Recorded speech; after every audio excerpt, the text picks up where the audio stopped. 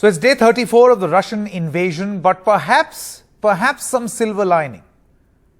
There is talk of de-escalation finally after a 3-hour-long dialogue between Russia and Ukraine. The war de-escalation has been spoken about extensively in the international media. But what is its India impact going to be? You see, Russia is now saying that there will be a radical reduction in war. Does that mean, in the Indian context, a rationalization for oil prices? Remember, oil prices have gone through the roof. This, after 34 days, a first conversation on war de-escalation that has taken place. Major breakthrough in these peace talks. Russia offering to de-escalate in Kiev. Is this the beginning of a positive change? And we decode what this means for India. I would like to welcome Lieutenant General Subrat Saha, member of the National Security Advisory Board and member of the BJP, Brahma Chelani, Strategic Affairs Expert, and S.T. Devare, former Indian Ambassador to Ukraine. Thank you very much, gentlemen, for joining me. Lieutenant General Saha, I'll first begin with you.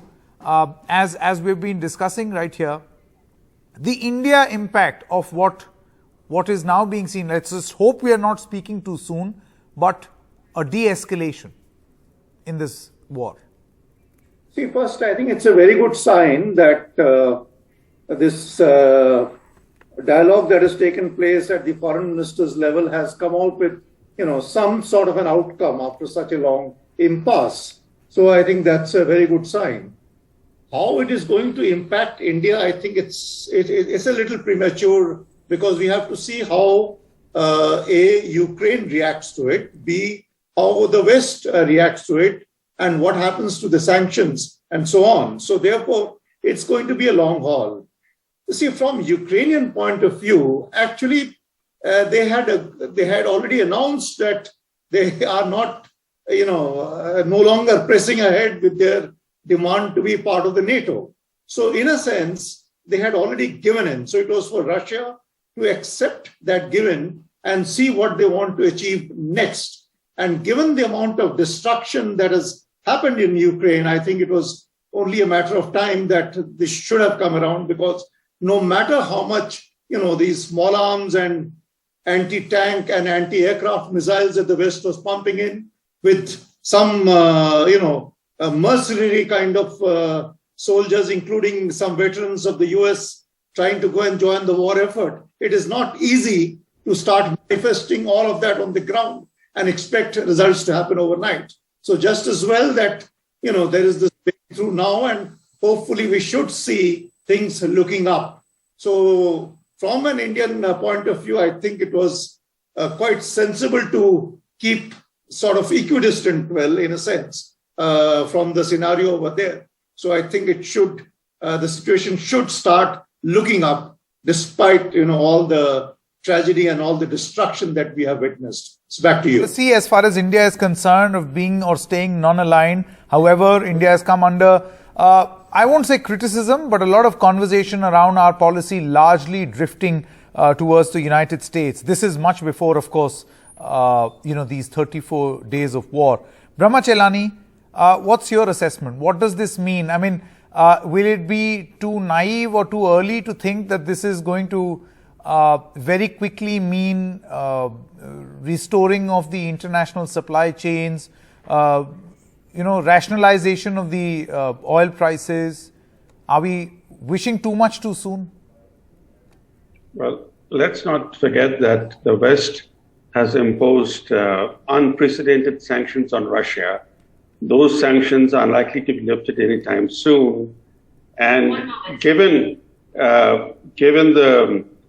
the fact that Russia has now created a land corridor between the Donetsk region and the Crimea Peninsula, that land corridor is vital for Russia. And Russia is unlikely to vacate that corridor. In fact, it is likely to try and extend that corridor to ensure that Ukraine becomes a landlocked country with no access to the Black Sea. Those realities make an early resolution of the conflict very unlikely. This conflict has the makings of a long, drawn-out crisis, and given the unprecedented hybrid war that the West is waging against Russia, this is, in Biden's own words, sanctions of an unparalleled kind. Given those realities, I think that what is likely to come out from this crisis is a Ukraine that is truncated, that is internally destabilized, because the pouring of Western arms into Ukraine, the flood of weapons that are going in, are going to leave Ukraine in the long run destabilized. In fact, the entire region is going to bear the consequences. If you recall what happened when the CIA conducted a covert war against the Soviet forces in Afghanistan in the 1980s, using Pakistan as the conduit, the result was that the entire region was destabilized. Pakistan had to bear the brunt. Similarly, now Poland is the new Pakistan. It's a conduit for the flow of lethal Western arms to Ukraine. Ukraine will be destabilized, but so will also eventually Poland and other parts of Europe, because many of these weapons are going to flow back westwards into Europe and fuel internal security challenges, including terrorist violence. So over the next 10 years, the repercussions of what we are seeing in Ukraine today, those repercussions are going to be pretty profound, both in a geopolitical sense as well as in a geoeconomic sense. Okay, interesting. Mr. S.T. Devare, what is your assessment? Well, I see this in three factors. One, the decision today of Russia to de-escalate around Kiev and Chernihiv is partly because the Russians had overestimated their own strength. They were hoping, or in fact planning, to run over eastern Ukraine and even beyond in just a short time of 3-4 days. That didn't happen. Today is already 34th day. They also underestimated the Ukrainian resistance. The numbers of Ukraine were very small. They were not trained. They never had that kind of weaponry as Russia had. So I think these two things went really against Russian planning. I think they are now, in a way, bearing the cost, and they find that the cost is really much beyond what their objectives were. Secondly, they are also seeing the, as was just mentioned, pouring of very advanced weaponry from other East European countries. Many of them are NATO members, into Ukraine. And I think that is already tilting the balance of the war, because that weaponry is really hitting hard against Russian tanks and Russian motor vehicles and other equipment. And the Russians could not fully bring their air power also, because the collateral damage, particularly to the civilian population in Ukraine, was for the whole world to see. And I think that impact has certainly been there. Thirdly, I think the Russians might have thought or calculated that since President Zelensky is already mentioning for last few days that he is not anymore interested in NATO, because NATO itself is not coming forward to grant membership to Ukraine, and therefore neutrality for Ukraine will be more or less acceptable. Now, of course, there are conditions put by him with respect to neutrality also, that there should be guarantee, international guarantee. If Ukraine is attacked, there should be defense or help from other countries and so on. So neutrality is, I think, one element on which the Russians probably are thinking that. I think that is one of their main objectives. But Mr. Devare, I wanted to ask you this question. What do you make of this de-escalation in the Indian context? I mean, Mr. Chelani said that this seems to be long drawn, and to expect that there will be immediate changes may not be a correct assessment. I foresee this war to continue. I think this will probably go into a kind of a civil war in Ukraine, because the Ukrainians have also now seen in the last 1 month that they can fight the Russians, and they have weaponry now.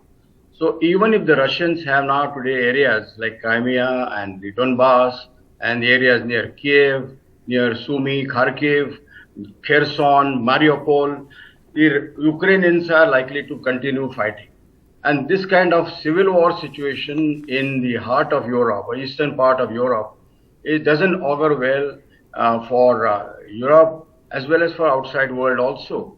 Because the impact of the Ukrainian war, we are already feeling it in terms of, I think, impact on globalization, impact on supply chain, in fact on food security. A number of countries, even in the developing world today, are thinking in terms of, getting alternative supplies of wheat and sunflower, cooking oil and so on. As far as the oil supplies to India is concerned, yes, I think de-escalation and a ceasefire may help. We are already now talking of getting oil from Russia. What price that oil will be, I think is under negotiation. One hears that it will be at a discount price. Now the payment arrangement, I don't know whether ruble-rupee arrangement will be more satisfactory because the ruble has already depreciated against dollar considerably. So whether that helps us. Secondly, if we were to buy in dollars, as today's newspaper report says, then we will attracting the sanctions. So if SWIFT were to come into this play or other sanctions, then how are we going to? But this is something which will have to be worked out. But overall, I think a specter of instability in Europe doesn't really help us. In fact, we were doing quite well up till now with the overall stability. Which is why I want to ask this question of Lieutenant General Saha.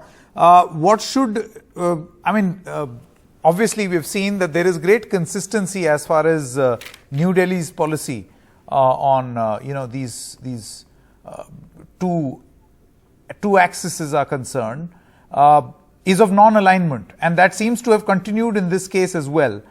But given the economic impact, do you feel that our policy from here on should be issue-based, keeping our interests paramount, and then aligning accordingly, or I think blanket neutrality? I think the most important point that you make, Sanket, is keeping our interests paramount. There should be no mistakes about that. Our interest has to be paramount, and then we decide which way we wish to go. Like even on this occasion, if you see, this is exactly what India has maintained all along. It has been consistent that this needs to be resolved through dialogue, and that is exactly what is happening. I mean, I don't think there was any doubt in anybody's mind which way it is going. And as far as the other issues are concerned, I think we are going to see the beginning of some changes in the manner in which we do business when it comes to economics as well. Take for example the SWIFT, for example. If indeed tomorrow a similar scenario is to get repeated elsewhere, I'm sure everybody, irrespective of whether they took sides or whether they chose to remain non-aligned, equidistant, need to think that can you be dependent on systems which can actually completely, block whatever you're doing, block your ways of doing business. One is the SWIFT, and then similarly, the dependency on navigation systems, dependency on control systems. There has to be a lot of rethink, and in fact, we should be seeing a new model or newer models of globalization evolving. I'm not for a moment suggesting that you are going back, but certainly we'll have to evolve going forward, taking lessons from this war that we have seen. The other issue is about, the cyber war and the propaganda war. The fact of the matter is there is so little which is known on what exactly is the truth on the ground, because we are seeing the way the media has been, fed throughout the campaign starting 24th of February. So therefore, the reality is not known. And the other thing is how the cyber war has completely blurred the distinction between state and non-state, between offensive and defensive cyber. So we really as a nation have to invest and devote a lot more on cybersecurity, because I think that should be among the lessons. Brahma Chelani, my final comment from Brahma Chelani. Mr. Chelani, do you feel that when this discourse happened of us buying or negotiating for Russian oil and the United States not liking it and expressing it in so many words, this kind of throws a window of opportunity for India to, number one, keep its interests paramount, and number two, domestically or in the neighborhood, perhaps seek assistance or help to solve the Pakistan-China matrix vis-a-vis Russia. Do you think that this presents itself with an opportunity? Sanket, breaking the Sino-Pakistan nexus is going to be a formidable challenge. In fact, that nexus is strengthening. It's becoming not just a nexus between China and Pakistan, it's becoming a China-Pakistan-Taliban axis against India. But to your larger question, let's not forget that even today, even as the West is pursuing a major hybrid war against Russia, the EU states are still buying $1.1 billion worth of oil and gas every day from Russia. And that another sanctions partner of the West, Japan, relies on gas, LNG supplies from the Russian Far East. So given the fact that the sanctions partners themselves rely on Russian energy supplies, India accessing some Russian oil is hardly a big transformation. I think the bigger issue is this, that many had believed that economically independent states would rather trade than invade. But we have seen from the Russian invasion, we've also seen from the Chinese aggression, from the South China Sea to the East China Sea to the Himalayas, that economic interdependence is no constraint on the use of brute might. And to make matters worse, economic interdependence today has been weaponized by the West to punish Russia. So today, even though economic power has shifted eastward, the West still controls the financial system. And the present system is likely to lead to changes, because the crisis is likely to spur the establishment of parallel arrangements. The crisis will intensify the search for a viable alternative system that is neither dominated by the West nor open to weaponization by the West. Correct. So what happens is that, when you impose sanctions, you cannot foresee the unintended consequences. But whenever sanctions are imposed historically, they've had unintended consequences. And the sanctions that have been placed against Russia today are going to bring about, first, an economic change, especially the financial system, and also lead to polarization of international geopolitics. Interesting. Thank you very much, Lieutenant General Saha, Brahma Chelani, as well as S.T. Devare, for expressing your views and giving us clarity on how to look at this de-escalation and what this means for India.